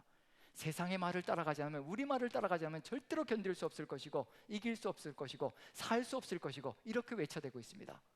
그럼 사람들은 어디로 시선을 향하고 있는 중일까요? 어디로요? 하나님일까요? 세상일까요? 하나님일까요? 바벨론 제국일까요? 지금 오죽하면 거의 20번에 가까이 하나님께서 이 말씀을 하실까요? 바벨론 제국은요, 딱 한마디만 하고 있습니다. 한 번만 얘기하는 거예요. 바벨론은 딱 한마디만 해도 된다는 얘기입니다. 왜냐하면 눈에 보이니까요. 세상은 눈에 보이거든요. 그래서 한 번만 얘기해도 됩니다. 그런데 우리 하나님은 20번에 걸쳐서 나밖에 없다, 나밖에 없다, 나 같은 신이 없다, 이 세상에 나밖에 비교할 존재가 없다, 나 외에 다른 것이 없다라고 끊임없이 외쳐대십니다. 누구 들으라고 하시는 말씀이냐면요, 세상에 고정되어 있는 우리 시선을 바꿔주시려고 우리를 향하여서 끊임없이 말씀하시고 계시는 중입니다. 하나님밖에 없습니다. 우리를 살려주실 분, 영원한 생명을 주실 수 있는 분 하나님밖에 없습니다. 그 하나님만이 우리의 살 길이고 영생의 길이라는 것을 지금도 호소하시며 지금도 외치시고 계십니다. 우리의 시선이 자꾸 세상을 향해서 가고 있기 때문입니다. 세상이 부르지 않아도 우리는 세상을 향해서, 그 화려함을 향해서 자꾸 우리의 시선을 옮길 때가 많습니다. 지금 우리가 바라봐야 될 것, 우리가 이 땅에서 남은 자가 된다는 것, 무엇이 필요할 것인가? 우리에게 필요한 것이 있다면요, 하나님을 바라보는 겁니다. 전능하신 하나님, 능력의 하나님, 열방을 통해 물 한 방울 같이 여기시는 하나님, 하나님 앞에 그 어떤 것도 견주리가 없는 그 전능하신 하나님, 그 하나님을 우리가 바라볼 때 세상 속에서도 능히 견뎌내고 이겨내고 남은 자가 되어서 하나님의 뜻을 이루어가는, 말씀대로 살아가는 존재가 될 것이라는 것을 마음에 새긴다면요, 오늘 우리에게도 하나님의 뜻이 이루어지는 놀라운 역사가 있을 것이라 확신합니다. 감사드리고요. 늦은 시간 너무나 죄송합니다. 지금 너무 늦어버렸는데 이게 절반밖에 안 한 겁니다. 이것도 지금. 그래서 다음 주에 조금 더 남은 내용들 56장부터 66장까지, 저는 66장까지 다 할 것으로 생각하고 시작을 했는데 오전에도 여기까지밖에 못했습니다. 여기까지밖에 못했고요. 다음 주에 조금 남은 부분, 약간 다음 주에는 굉장히 짧을 겁니다. 한 10분, 15분이면 죄송합니다. 이건 또 거짓말이 될 것 같아서 또 한 15분 정도는 또 가야 되지 않을까 싶습니다. 어쨌든 다음 주에 마무리 짓기로 하고요. 오늘 여기까지 하면서 이 세상에서 하나님께서 우리에게 기대하시는 것, 우리가 남은 자가 되기를 간절히 소망하신다는 것을 우리가 마음에 새기고, 남은 자는 아무나 남은 자가 되는 것이 아니라 정말 하나님을, 전능하신 하나님만 바라보면서요, 그 하나님께 모든 신뢰와 의지를 다 두고 우리의 생명줄까지 하나님께 맡겨둘 때 우리는 이 땅 위에서 정말 신실하고 진실한 남은 자가 되어서 하나님의 말씀을 이루어가는 존재가 될 것입니다. 그 삶으로 여러분들 모두가 하나 되어서 돌아가시는 그런 삶이 되시기를 간절히 축원드립니다. 기도하겠습니다. 사랑의 하나님, 참으로 감사합니다. 우리가 이 땅 위에서 진정으로 남은 자가 되기를 소망합니다. 남은 자가 되어서 더 이상 징계의 늪을 빠져드는 것이 아니라, 이런 반복의 늪 속에서 헤매이는 것이 아니라 아버지의 뜻을 이루며 세상 사람들에게 하나님 말씀에 우리 하나님의 그 위대하심과 전능하심을 증거하는 그 사명을 능히 감당케 도와주시옵소서. 주께서 함께하여 주시면 우리가 그 일을 이루어 갈 줄로 믿고 확신합니다. 우리 구주 예수 그리스도 존귀하시는 받들어 감사하며 기도합니다. 아멘.